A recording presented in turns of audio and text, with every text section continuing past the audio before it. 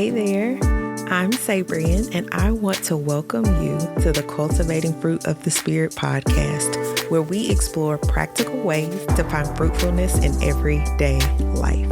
We believe that every Christian has the potential to bear the fruit of the Spirit when we stay connected to the true vine, when we lean into our relationship with God and study His Word. So whether you're a seasoned saint or just starting out, I invite you to join us on the journey of cultivating. Let's dig in. Today we are talking about rhythm, specifically how God might be calling you into a new one.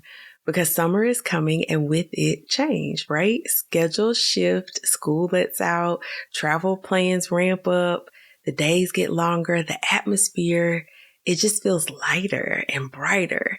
And I, for one, absolutely welcome the shift because I start to think about beach trips, cookouts, family time, just this break from the day in, day out grind.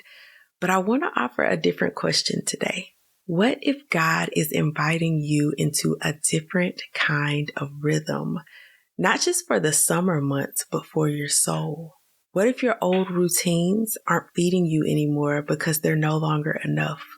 What if that 15-minute devotional, that quick prayer in traffic, or that passive YouTube sermon in the background isn't stretching you like it used to?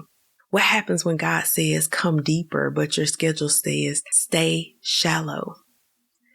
This is about noticing the tension between comfort and calling, that pull that says something needs to shift, but you can't quite put your finger on it.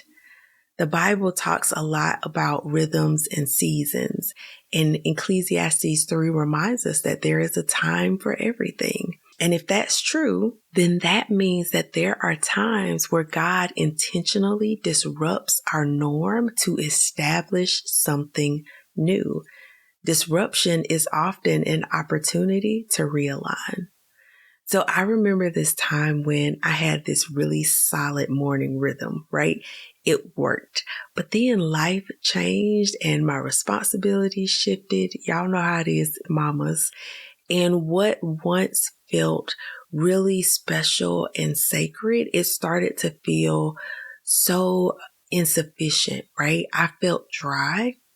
I felt disconnected. I wasn't growing. I just felt like I was repeating the same routine over and over again. And God whispered, like, this worked in the last season, but I want something more in this one. And cultivators, maybe that's you. Maybe you are sensing that your spiritual rhythm isn't syncing with where God is leading you to next. Maybe He's inviting you to shift. Maybe that's into stillness, into silence, into study, into longer moments in His presence. So let's talk about what that might look like, because oftentimes God isn't even really asking us to do more. He's just asking us to do stuff differently. And that requires awareness. So in 2 Kings chapter 4, we meet this widow with a very real problem, right? She's in debt. Her sons are about to be taken, and she cries out to the prophet Elisha, and his response is, what do you have in the house? And so her response is nothing except a jar of oil. And so the rest of the story goes that he tells her to gather vessels, to shut the door, and to pour. And as long as she poured, the oil flowed. And now this story has really stuck with me because it speaks to the power of taking inventory, right? A new rhythm with God often starts with a simple question like that. What's already in your house? What's in your hands? What's in your heart? What's in your life that God wants to use, but you're overlooking it because it feels too small? So maybe the God is asking you to wake up 30 minutes earlier, not to be productive, but just to sit, right? Just to sit and spend time with Him. Or what if He's asking you to replace your phone scrolling at night with worship music or prayer? What if He's asking you to just be consistent in one book of the Bible, study that deeply instead of bouncing around reading a whole bunch of devotionals? What if he's asking you to walk and pray, just to slow your pace down and pay attention? What I've come to find is that God doesn't really call us into new rhythms to burden us. He calls us into these new rhythms to build us up. And so in Matthew chapter 11, there's that verse that says, "Come to me, all you who are weary and burdened, and I will give you rest. Take my yoke upon you and learn from me, for I am gentle and humble at heart, and you will find rest for your souls. For my yoke is easy and my burden is light." New rhythms from God always come with rest, because that's his desire for us, right? To know that he holds it all together, not us. So even if the new rhythms require us to be more intentional, they don't come with striving. Let me just go back, rewind that. They don't come with striving. So you don't have to impress God with your prayer schedule. You don't have to earn intimacy. He's not waiting on perfection. He's waiting on our surrender. And so maybe this summer, your invitation isn't to add more, but just to realign. Realign your mornings, realign your mindset, realign your values, because those spiritual rhythms, they start to shape your reality. So if your pace is rushed, your soul will follow. But if your pace is led by the Spirit, your soul will flourish. So let's get really practical right now. And here are 5 steps to help you shift into a new rhythm with God.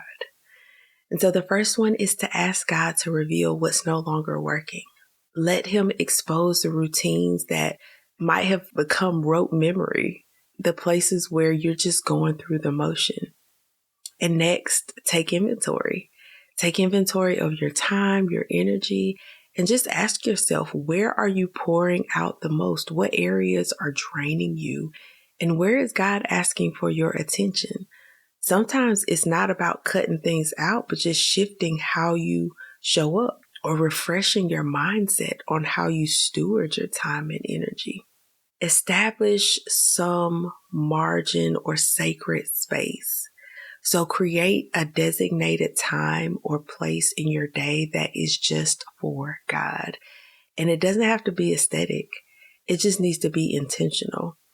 I think a lot of mothers in the faith meet God at the kitchen sink or over a pile of laundry.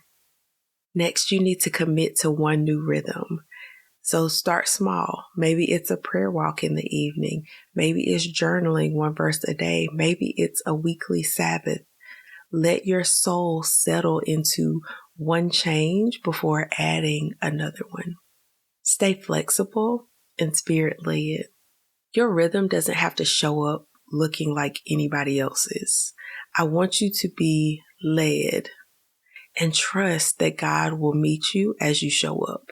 Now, something we don't talk about is how sometimes the reason we resist new rhythms is because they require us to release control.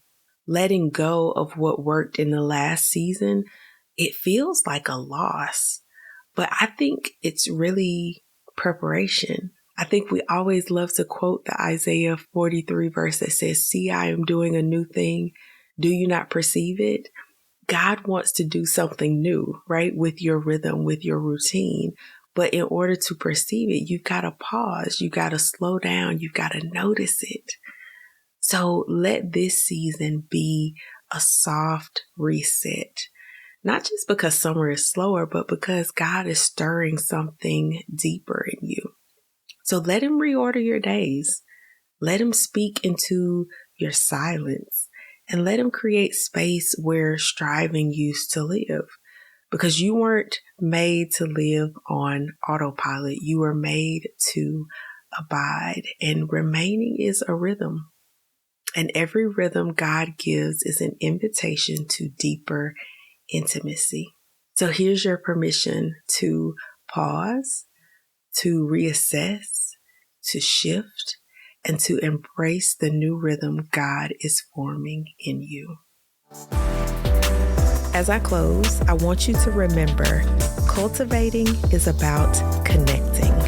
Thanks for listening to the Cultivating Fruit of the Spirit podcast. hope you found this episode encouraging. If you did, share it with someone. You never know how such a simple act can impact someone's life. If you're interested in learning more about the Restored Orchard, or if you'd like to get engaged with our ministry resources, please visit our website at www.therestoredorchard.org. That's all for now. Take care.